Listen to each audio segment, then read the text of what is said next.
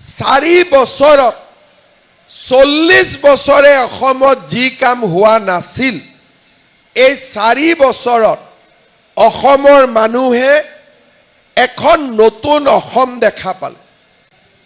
শ্ৰদ্ধা ৰাইজ, আমি অসমত বিজেপি 2016 চনৰ পৰা চৰকাৰ হ'ল। 16ৰ পৰা 21, 21ৰ পৰা আমি এতিয়া 25 চন। আমাৰ 9 বছৰ হ'ল। এই 9 বছৰৰ মাজত কোভিডো আহিলে, 2-2.5 বছৰ কোভিডৰ লগতে সময়টো পাৰ হৈ গ'ল। ভেকচিন, অক্সিজেন, চিকিৎসা, ঔষধ, হস্পিটাল এনেকে পাৰ হৈ গ'ল। কাম কৰাৰ আমি সুযোগ পালোঁ 21 চনৰ পৰা 4 বছৰ। 1 বছৰ আৰু আছে। আগতে আমাৰ অসমত কোনে চৰকাৰ চলাইছিল? কংগ্ৰেছ দলে চৰকাৰ চলাইছিল। 15 বছৰটো একেলগে চলালে আৰু তাৰ আগতেও চৰকাৰ কংগ্ৰেছৰে আছিলে, এজিপিক বাদ দি।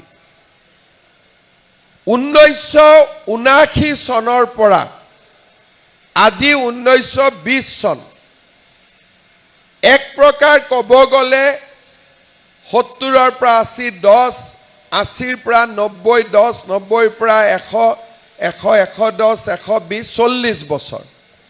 40 বছৰ যিসকলৰ বয়স 55 হৈছে, 40 হৈছে, 35 হৈছে, 60 হৈছে, 65 হৈছে, তেওঁলোকে এটা মনত হিচাপ কৰিব পাৰে যে 40 বছৰ অসমত অসমীয়া মানুহবিলাকে এটা দিনো পাৰ কৰা নাছিল য'ত নেকি কোনবা নহয় কোনবা জাগাত আন্দোলন নহৈছিলে।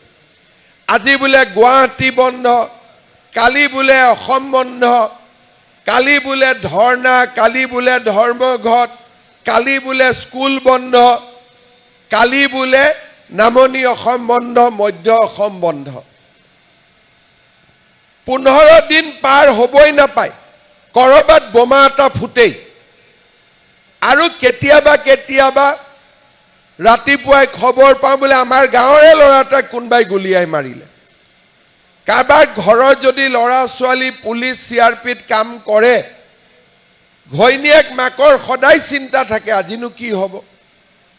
এনেকেই 79 চনৰ পৰা অসমীয়া মানুহবিলাক 2020 চনলৈ আমি ৰাতিপুৱা সদায় বাতৰি কাকতত বেয়া খবৰবিলাক পঢ়ি পঢ়ি আমি ডাঙৰ হৈছিলোঁ। 21 চনত মই মুখ্যমন্ত্ৰী হ'লোঁ। যোৱা 4 বছৰ আপোনালোকে কৰবাত বোমা বিস্ফোৰণৰ বাতৰি পঢ়িছে নেকি? যোৱা 4 বছৰ বোম নাই, গুলি বাৰুদ নাই, আন্দোলন নাই, বড়ো আন্দোলন নাই, কাৰ্বি আন্দোলন নাই, জনজাতি অজনজাতি কাজিয়া নাই, গোষ্ঠীগত সংঘৰ্ষ নাই, অসমীয়া বঙালী, অসমীয়া বিহাৰী যত যি খেলি মেলি আমাৰ অসমত আছিল 2021 চনৰ পৰা আজি 4 বছৰ আমাৰ অসমখন একেবাৰে শান্তিৰ প্ৰদেশলৈ ৰূপান্তৰ হ'ল। সৰু সুৰা আন্দোলন এটাও নাই। স্কুল কলেজ সম্পূৰ্ণ চলে, কলেজ সম্পূৰ্ণ চলে। বাকীটো মই নকওঁৱে। আগত 4খন ফ্লাইট আহিছিল গুৱাহাটী এয়াৰপৰ্টত, এতিয়া দিনে ৰাতিয়ে খালি ফ্লাইটে চলাচলি কৰি থাকে। ৰাতিয়ে দিনে ইয়াতে ফ্লাইটে নামে, ফ্লাইটে উঠে। তাৰ মানে মানুহৰ মনত অসমক লৈ ভয় ভাৱটো নোহোৱা হৈ গ'ল। আৰু অসমৰ ভিতৰত থকা মানুহেও বোলে ৰাতি 2টাত বিহু ফাংচন হৈছে, ঘৰৰ ল'ৰা ঘৰত আহিব। কোনো ধৰণৰ বেয়া চিন্তা আজিকালি আমাৰ মনত নাহে। 4 বছৰত 40 বছৰে অসমত যি কাম হোৱা নাছিল এই 4 বছৰত অসমৰ মানুহে এখন নতুন অসম দেখা পালে। আজি বোলে বিহু ৰাষ্ট্ৰীয় মঞ্চত, কালি বোলে ঝুমুৰ নৃত্য, পৰখি বোলে অসমীয়া ধ্ৰুপদী ভাষালৈ ৰূপান্তৰ হ'ল, চৰাইদেউ মৈদাম ইউনেস্কো ৱৰ্ল্ড হেৰিটেজ হ'ল বোলে আজি ৰাষ্ট্ৰপতি আহিছে ৰাতি কাজিৰঙাত আছে, প্ৰধানমন্ত্ৰী আহিছে ৰাতি কাজিৰঙাত আছে, ভূটানৰ ৰজা আছে কাজিৰঙাত আছে। আমাৰ অসমৰ প্ৰতি মানুহৰ ভাৱমূৰ্তিও পৰিৱৰ্তন হ'ল আৰু অসমৰ ভিতৰতো আগতে নোহোৱা বহুত নতুন নতুন কাম সংশোধন আৰু সংস্কাৰ হ'ল। চৰকাৰী চাকৰি এটা পাবৰ বাবে আমাৰ অসমত আগতে 5 লাখ টকালৈকে ঘোষ দিবই লাগিব। ACS APS অফিচাৰ হ'বৰ কাৰণেতো 1 কোটি 1.5 কোটি ঘোষ দিব লাগিব। অংগনবাদী চাকৰি এটা কৰিবৰ কাৰণেও ৰাজনৈতিক নেতাৰ পিছত ঘূৰিব লাগিব, তাতো টকা পইচা খাব লাগিব। মই মুখ্যমন্ত্ৰী হলো, 1.5 লাখ অসমীয়া ল'ৰা ছোৱালীয়ে চাকৰি পালে। মই যদি 1 লাখ টকাকৈ ললোহেঁতেন, মোৰ ঘৰত 1500 কোটি টকা জমা হ'লহেঁতেন। আজি টকা বাদ দিয়ক, চাকৰি নামত অসমত মানুহে তামোল পাণ এখনো খাব সাহ নকৰে। এতিয়া চাকৰি কোনে পায়? বোলে পাণ দোকানীৰ ল'ৰা, বোলে মাকে বজাৰত চব্জি বেপাৰ কৰিছে তাৰ ল'ৰা ছোৱালী, ঠেলা চালকৰ ল'ৰা।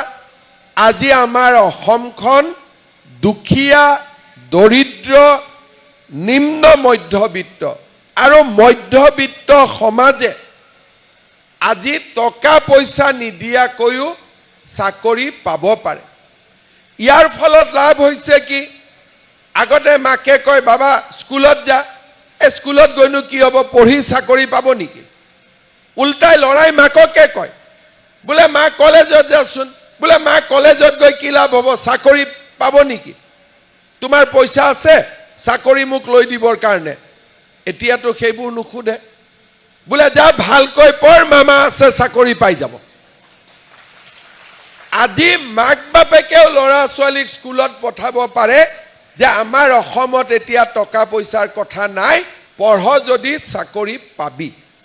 আজিৰ পৰা 10 বছৰ আগতে কোনোবাই এই কথা সপোনতো ভাবিব পাৰিছিল নেকি? আপোনালোকে এবাৰ চিন্তা কৰক।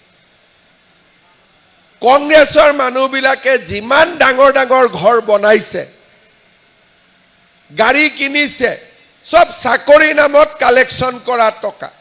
আৰু লৰাই টকা দিয়ে, টকা দিলেও যে চাকৰি পাব গ্যাৰেণ্টি নাই। আকৌ টকাকেইটা ঘূৰাই আনিবৰ কাৰণে 5 বছৰ তেওঁৰ ঘৰত গৈ থাকিব লাগে। এনেকুৱা কিমান উদাহৰণ আমাৰ অসমত আছে।